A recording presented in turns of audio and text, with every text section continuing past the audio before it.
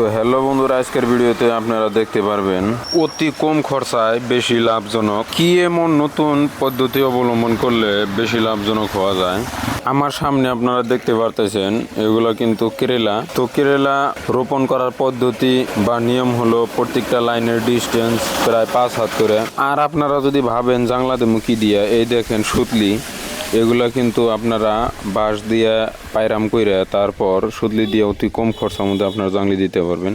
আর এইরকম দেখেন জাংলি দেওয়ার পরে এরকম ফলন হবে। তো গাছ একটু ওঠার পরে আপনারা শোলা গাড়ি দিবেন, শোলা গাড়ি দেওয়ার পরে শোলার মধ্যে বেয়ে বেয়ে যাবো, তারপরে কিন্তু জাংলির মধ্যে উঠবো। জাংলির মধ্যে ওঠার পর দেখেন সুতলি বা প্লাস্টিক দিয়ে জাংলি দেওয়ার জন্যই কিন্তু এত সুন্দর ফলন হওয়া সম্ভব। সুতলি দিয়ে জাংলা দিলে কিন্তু সুন্দরভাবে রোদ লাগে, বাতাস লাগে, আর ফলন খুব গঠনমূলক হয়, কোনো ধরনের বেমার আজার লাগে না।